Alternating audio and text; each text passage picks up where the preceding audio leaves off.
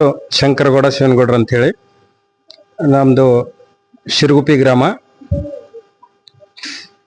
ನಮಗೆ ಶಿರಗುಪ್ಪಿ ಗ್ರಾಮಕ್ಕೆ ಆದರ್ಶ ಶಿಕ್ಷಣ ಸಂಸ್ಥೆಗೆ ಮತ್ತು ಜನಪದ ಕಲಾ ಟ್ರಸ್ಟ್ನವರಿಗೆ ಅವಿನಾಭಾವ ಸಂಬಂಧ ಕಳೆದ 4 ವರ್ಷಗಳಿಂದ.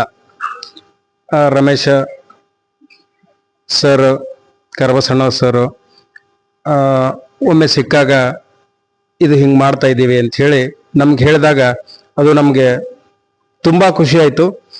ಅದರಲ್ಲಿ ವಿಶೇಷವಾಗಿ ಈಗ ಅವರು ದೊಡ್ಡವ್ರನ್ನ ಬಿಟ್ಟು ಮಕ್ಕಳಿಗೆ ಏನು ಮಾಡ್ತಾ ಇದ್ದಾರೆ ಇದು ತುಂಬ ಅವರ ಪ್ರಯತ್ನ ಎಷ್ಟಿದೆ ಅಂದರೆ ಇದರಲ್ಲಿ. ಯಾಕಂದ್ರೆ ದೊಡ್ಡವ್ರಿಗೆ ಒಮ್ಮೆ ಹೇಳಿದಾಗ ತಿಳ್ಕೊಂತಾರೆ, ಅದನ್ನು ಫಾಲೋ ಮಾಡ್ತಾರೆ. ಮಕ್ಕಳಿಗೆ ಕಲಿಸ್ಬೇಕಂದ್ರೆ ತುಂಬ ಕಷ್ಟ ಇದೆ. ಬಟ್ ಒಮ್ಮೆ ಮಕ್ಕಳಿಗೆ ನಾವು ಪರ್ಫೆಕ್ಷನ್ ಮಾಡಿದ್ವಿ ಅಂದ್ರೆ ಅವ್ರು ಮರೆಯೋದೂ ಅಷ್ಟೇ ಕಷ್ಟ, ಮರೆಯೋಕೆ ಆಗಲ್ಲ. ಅವರು ಅಷ್ಟು ಪರ್ಫೆಕ್ಷನ್ ಆಗ್ತಾರೆ. ಹೀಗೆ ಅವ್ರೇನು ಮಕ್ಕಳಿಗೆ ಮಾಡಿ ಈಗ ಇನ್ಫೋಸಿಸ್ ಸಹಯೋಗದೊಂದಿಗೆ ರಾಷ್ಟ್ರ ಮಟ್ಟದ ಸ್ಪರ್ಧೆಯಲ್ಲಿ ಈಗೇನು ನೀವು ಅಪ್ರಿಸಿಯೇಷನ್ ಲೆಟರ್ ತಗೊಂಡು ಆಯ್ಕೆದಾರರ ಇದಕ್ಕೆ ಮೆಚ್ಚುಗೆಗೆ ಪಾತ್ರರಾಗಿ ಅಪ್ರಿಸಿಯೇಷನ್ ಲೆಟರ್ನ ತಗೊಂಡಿದ್ದೀರಿ. ಇದು ನಿಮ್ಮ ಮೊದಲನೆಯ ಹೆಜ್ಜೆ. ಮಕ್ಕಳಿಗೆ ನನ್ನ ಕಿವಿ ಮಾತು, ಹಾಗೂ ಕಲಾ ತಂಡದವರಿಗೂ ಇದಕ್ಕೆ ಏನು ಮಾಡ್ತಾ ಇದ್ದಾರೆ ಒಂದು ಕಿವಿ ಮಾತು. ಇದು ಮೊದಲನೇ ಹೆಜ್ಜೆ, ಪ್ರೇರೇಪಣೆ. ಯಾಕಂದ್ರೆ ಯಾವುದೇ ಕಲೆ ಬೆಳಿಬೇಕಂದ್ರೆ ಒಂದು ವೇದಿಕೆ ಮುಖ್ಯ. ಒಂದು ವೇದಿಕೆ ಮುಖ್ಯನ ಪ್ರತಿ ಇದರಲ್ಲಿ ಹೇಳ್ತೀನಿ. ವೇದಿಕೆ ಸಿಕ್ಕಾಗ ಪ್ರತಿಭೆಗಳು ಹೊರಗೆ ಬರ್ತಾವ. ಯಾಕಂದ್ರೆ ನಾವು ಇಲ್ಲೇ ಮಾಡ್ತೀವಿ, ಇಲ್ಲೇ ಇರ್ತೀವಿ ಅಂದ್ರೆ ಅದು ಪ್ರತಿಭೆಗಳು ಎಲ್ಲೂ ಹೊರಗೆ ಬರಲ್ಲ.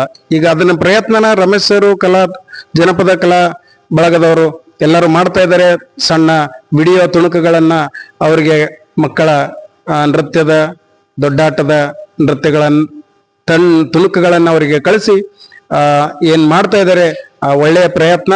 ಹೀಗೆ ನೀವು ಪ್ರತಿಯೊಂದು ವೇದಿಕೆಯನ್ನ ಹುಡುಕ್ರಿ.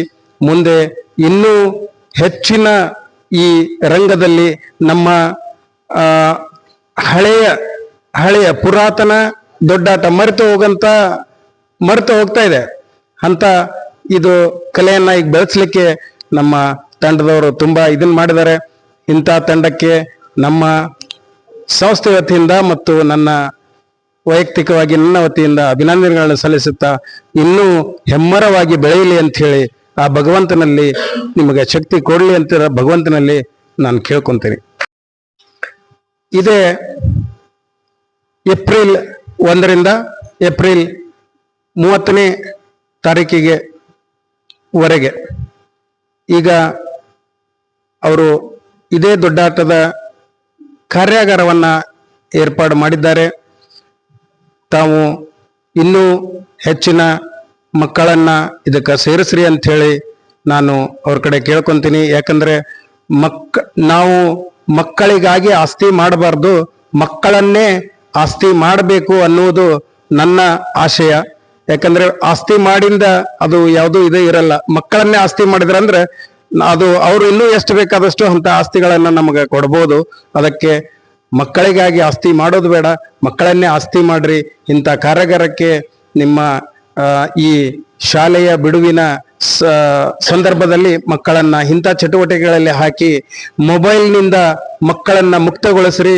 ಇಂಥ ಯೋಗ ಆಗಲಿ, ಇಂಥ ದೊಡ್ಡಾಟ ನಮ್ಮ ಪುರಾತನ ಇದರಲ್ಲಿ ಅವ್ರಿಗೆ ಹಾಕಿ ಅವ್ರನ್ನ ಬೆಳೆಸಲಿಕ್ಕೆ ಇದೇ ಏಪ್ರಿಲ್ 1ರಿಂದ 30ನೇ ತಾರೀಕಿನವರೆಗೂ ಕಾರ್ಯಾಗಾರ. ಅದು ಉಚಿತವಾಗಿ ಮಾಡ್ತಾ ಇದ್ದಾರೆ. ಇದು ಜಗತ್ತಿನಲ್ಲಿ ಎಲ್ಲೂ ಸಿಗಲ್ಲ. ಯಾರಾದ್ರೂ ಏನ್ ಮಾಡಿದ್ರು ₹1 ಅದಕ್ಕೆ ಅವ್ರದ್ದು ಇದು ಇರ್ತೈತಿ.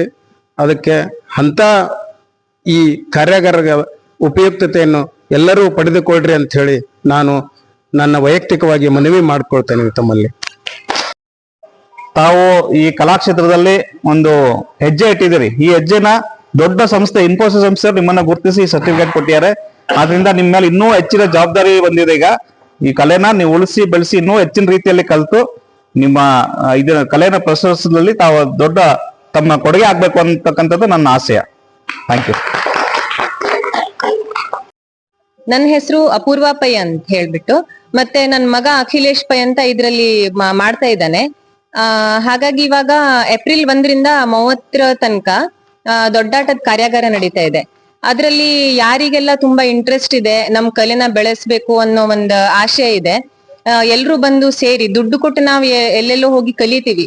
ಇದನ್ನ ಅವರು ಮನ್ಸಿಂದ ಏನು ಫೀಸ್ ತಗೊಳ್ದೆ ಕಲಿಸ್ತಿದ್ದಾರೆ. ನಿಮ್ಮ ಇದ್ದಷ್ಟು ಟೈಮ್ ಅಲ್ಲಿ ಯಾರಿಗ್ ಇಂಟ್ರೆಸ್ಟ್ ಇದೆ ಎಲ್ರು ಬಂದು ಕಲೀರಿ ಅಂತ ಹೇಳ್ತಾ ಇದೀವಿ. ನಾವು ಪೇರೆಂಟ್ಸ್ ಆಗಿ ಬಂದು ಇವತ್ತು ಕಲಿತಾ ಇದೀವಿ. ಇವಾಗ ನೆಕ್ಸ್ಟ್ ಕಾರ್ಯಾಗಾರದಲ್ಲಿ ಜಾಯ್ನ್ ಆಗ್ತಿದೀವಿ. ಹಾಗಾಗಿ ಯಾರಿಗೆಲ್ಲ ಇಂಟ್ರೆಸ್ಟ್ ಇದೆ, ನಿಮ್ ಫ್ರೆಂಡ್ಸ್ ಅನ್ನ, ನಿಮ್ ಏನ್ ಸರ್ಕಲ್ ಇದೆ, ಇಂಟ್ರೆಸ್ಟ್ ಇರೋರಿಗೆ ಕರ್ಕೊಂಡ್ ಬನ್ನಿ ಅಂತ ಹೇಳಿಕ್ಕೆ ಇಷ್ಟಪಡ್ತೀನಿ. ಮೊದಲನೇದಾಗ್ ನಮಸ್ಕಾರ ಎಲ್ರಿಗೂ.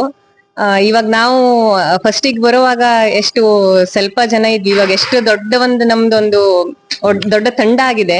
ದೊಡ್ಡಾಟ ಅನ್ನೋ ತರನೇ ಒಂದ್ ದೊಡ್ಡ ತಂಡ ಆಗಿದೆ ನಮ್ದು. ಇದೇ ತರ ಈ ತಂಡ ಬೆಳಿತಾ ಹೋಗ್ಬೇಕು. ಮತ್ತೆ ಇವತ್ತು ಇನ್ಫೋಸಿಸ್ ಇಂದ ಮತ್ತೆ ಭಾರತೀಯ ವಿದ್ಯಾಭವನ ಅವರಿಂದ ಮಕ್ಕಳಿಗೆಲ್ಲ ಅವ್ರದ್ದೊಂದು ಪ್ರತಿಭೆನ ಗುರುತಿಸಿ, ರಮೇಶ್ ಸರ್ ಇಂದ ಆಗ್ಬೋದು, ಜನಪದ ಕಲಾ ಬಳಗ ಟ್ರಸ್ಟ್ ಸರ್ ನಿಮ್ ಕಡೆಯಿಂದ ಆಗ್ಬೋದು, ಇಷ್ಟ ಅವ್ರಿಗೊಂದು ಸಪೋರ್ಟ್ ಸಿಕ್ಕಿ ಅವ್ರು ಇಷ್ಟ ಮಾಡಿದ್ದಾರೆ. ಈ ಕ್ರೆಡಿಟ್ ಎಲ್ಲ ನಿಮ್ಗೆ ಹೋಗ್ಬೇಕು ಸರ್. ಮತ್ತೆ ಸುಧಾಮೂರ್ತಿ ಮೇಡಮ್ ನನ್ಗೆ ತುಂಬಾ ಇಷ್ಟ ಪರ್ಸನಲಿ. ಅವ್ರದ್ದೊಂದು ಆ ಸಂಸ್ಥೆಯಿಂದ ಮಕ್ಕಳಿಗೆ ಅವರು ಗುರುತಿಸಿ ಕೊಟ್ಟಿರೋದು ತುಂಬಾನೇ ಖುಷಿ ಕೊಟ್ಟಿದೆ ನನ್ಗೆ ಇವತ್ತು.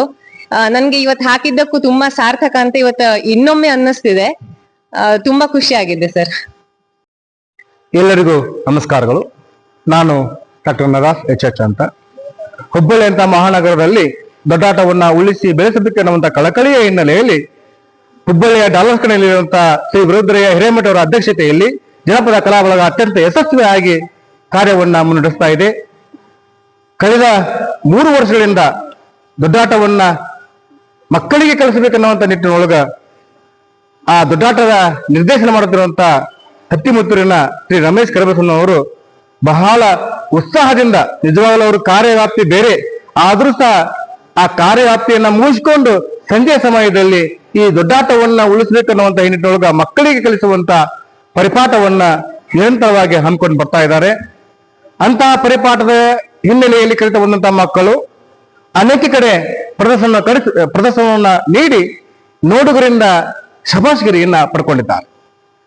ಆ ಶಬಾಷ್ಗಿರಿಯ ಹಿನ್ನೆಲೆಯಲ್ಲಿ ಕಳೆದ ಒಂದು 2-3 ತಿಂಗಳ ಹಿಂದೆ ನಾಡಿನ ಪ್ರತಿಷ್ಠಿತ ಸಂಸ್ಥೆಯಾದಂತಹ ಇನ್ಫೋಸಿಸ್ ಸಂಸ್ಥೆ ರಾಷ್ಟ್ರ ಮಟ್ಟದ ಕಲಾ ಪರಂಪರೆಯ ಸ್ಪರ್ಧೆಯನ್ನ ಏರ್ಪಡಿಸಿತ್ತು. ಆ ಸ್ಪರ್ಧೆಗೆ ಇಡೀ ರಾಷ್ಟ್ರದಾದ್ಯಂತ ಅನೇಕ ಬಗೆಯ ಕಲಾ ತಂಡಗಳು ಭಾಗವಹಿಸಿದ್ವು. ಆದರೆ ಆ ಎಲ್ಲಾ ಕಲಾ ತಂಡಗಳಿಗಿಂತ ನಮ್ಮ ದೊಡ್ಡಾಟ ತೀರ್ಪುಗಾರರ ಮೆಚ್ಚುಗೆಯನ್ನ ಪಡೆದು ಆಯ್ಕೆಯಾಗಿ ಇಡೀ ಮಕ್ಕಳಿಗೆ ಅತ್ಯುತ್ತಮವಾದಂತ ಸರ್ಟಿಫಿಕೇಟ್ಗಳನ್ನ ನೀಡಿದ್ದಾರೆ. ಆ ಒಂದು ಸರ್ಟಿಫಿಕೇಟ್ ನೀಡುವಂತ ಕಾರ್ಯಕ್ರಮವನ್ನ ಇಂದು ಜನಪದ ಕಲಾ ಬಳಗ ಅಧ್ಯಕ್ಷರ ಅಪ್ಪಣೆಯಂತೆ ಹಮ್ಮಿಕೊಂಡಿತ್ತು. ಈ ಕಾರ್ಯಕ್ರಮಕ್ಕೆ ಅನೇಕ ಸಂಸ್ಥೆಯ ಸದಸ್ಯರುಗಳು, ಖಜಾಂಚಿಗಳು, ನಿರ್ದೇಶಕರು, ಸಂಘಟನಾ ಕಾರ್ಯದರ್ಶಿಗಳು ಎಲ್ಲರೂ ಭಾಗವಹಿಸಿ ಮಕ್ಕಳ ಅಭಿನಯವನ್ನ ಕಂಡು ಅವರು ಖುಷಿ ಪಟ್ಟು ಖುಷಿಯಿಂದಲೇ ಆ ಮಕ್ಕಳಿಗೆ ಪ್ರಮಾಣ ಪತ್ರಗಳನ್ನು ನೀಡಿದ್ದಾರೆ. ಈ ಒಂದು ಕಾರ್ಯಕ್ರಮವನ್ನು ಏರ್ಪಡಿಸಿ ಮಕ್ಕಳಲ್ಲಿ ಉತ್ಸಾಹ ತುಂಬಿದಂತ ಆ ಕಲಾ ಬಳಗದ ಸರ್ವ ಸದಸ್ಯರಿಗೆ ಅಧ್ಯಕ್ಷರಾದಿಯಾಗಿ ಮತ್ತು ಆ ನಿರ್ದೇಶನ ಮಾಡುವಂತ ಕರ್ಮಸನ್ನರಾದಿಯಾಗಿ ಎಲ್ಲರಿಗೂ ಸಹ ಗೌರವದ ಧನ್ಯವಾದಗಳನ್ನ ಅರ್ಪಿಸ್ತೇನೆ. ಹಾಗೆ ಈ ದೊಡ್ಡಾಟ ಇಷ್ಟ ಮಕ್ಕಳಿಗೆ ಸೀಮಿತ ಆಗಬಾರ್ದು. ಹುಬ್ಬಳ್ಳಿರುವಂತಹ ಬಹುಪಾಲು ಮಕ್ಕಳು ಸಹ ಈ ದೊಡ್ಡಾಟವನ್ನು ಕಲಿಬೇಕು ಅನ್ನುವಂಥ ಛಲದಲ್ಲಿ ಈ ರಮೇಶ್ ಕರ್ಬಸನವರು ಮತ್ತೆ ಏಪ್ರಿಲ್ 1ರಿಂದ ಏಪ್ರಿಲ್ 30ರವರೆಗೆ ಒಂದು ತಿಂಗಳ ನಿರಂತರವಾಗಿ ಈ ದೊಡ್ಡಾಟ ತರಬೇತಿ ಕಾರ್ಯಾಗಾರವನ್ನ ಹಮ್ಮಿಕೊಂಡಿದ್ದಾರೆ. ಬಹುಪಾಲು ಎಲ್ಲಾ ಪೋಷಕರು ಈ ಕಡೆ ಚಿತ್ತವಿಟ್ಟು ಕೇಳಿ, ಈಗಿನ ಮಕ್ಕಳು ಮೊಬೈಲ್ನಲ್ಲಿ ಗೀಳಾಗಿ ತಮ್ಮ ಮೆಂಟಾಲಿಟಿಯನ್ನೇ ಹಾಳು ಮಾಡ್ಕೊಳ್ತಾ ಇದ್ದಾರೆ. ಅಂತಹ ಮೆಂಟಾಲಿಟಿಯಿಂದ ಪಾರು ಮಾಡಲು ಈ ದೊಡ್ಡಾಟ ಕಲಿಯುವಂಥದ್ದು ಬಹಳ ಉಪಯುಕ್ತವಾದಂತಹದ್ದು.